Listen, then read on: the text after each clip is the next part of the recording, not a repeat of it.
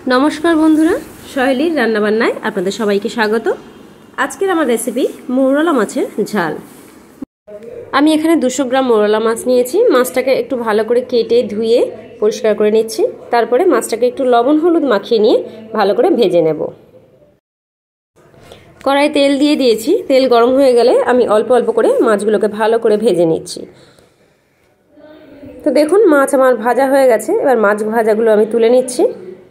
মাছটা যেহেতু ঝাল করব তার জন্য মাছগুলোকে আমি একটু কড়া করেই ভেজে নিয়েছি।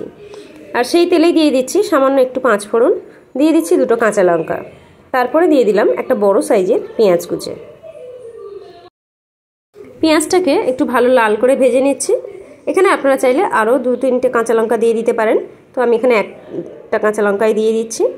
এবারে পেঁয়াজটা একটু ভাজা হয়ে গেলে দিয়ে দিচ্ছি একটা বড় সাইজের টমেটো। টমেটোটাকে আমি একটু কুচি কুচি করে কেটে রেখেছিলাম। দিয়ে দিচ্ছি পরিমাণ মতো লবণ, हाफ चामच हलुद और हाफ चामच लंकार गुঁড়ো दिए एबारे पेঁয়াজটাকে আমি खूब भालो करे भेजे नेब और समस्त मशलागुलोके एकटु भालो करे नाड़िये नेब। तबे এই মাছের ঝালটা করার জন্য আমি কিন্তু আর কোনো রকম জিরে গুঁড়ো ধনে গুঁড়ো এই ধরনের মশলা দেব না। তো এবার পেঁয়াজ টমেটো সবটাই আমি খুব ভালোভাবে একটু নাড়িয়ে নেব। পেঁয়াজটাকে একটু ভালো করে ভেজে নিয়ে দিয়ে দিচ্ছি 1 গ্লাস পরিমাণ জল। এখানে কিন্তু সামান্য একটু চিনিও আমি অ্যাড করে দিয়েছি। আর খুব বেশি জল দেওয়ার দরকার নেই যেহেতু মাছটা ঝাল হবে। তো ঝোলটা এবার ফুটে উঠলে মাছগুলোকে আমি দিয়ে দেব। তো দেখুন ঝোল কিন্তু ফুটছে।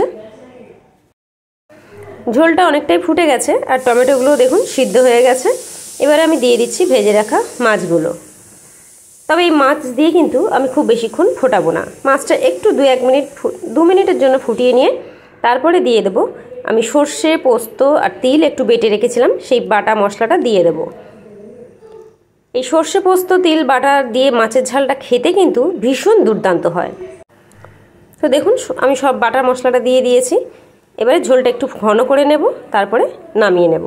আর এইভাবে মাছের ঝাল আপনারা বাড়িতে চাইলে একবার ট্রাই করে দেখতে পারেন। আশা করছি ভীষণ ভালো লাগবে।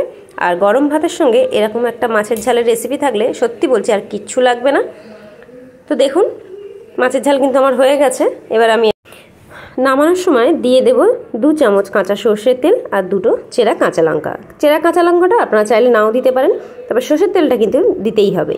আর এই কাঁচা সর্ষের তেল দেওয়ার জন্য এই মাছের ঝালটা খেতে কিন্তু দুর্দান্ত টেস্ট হয়।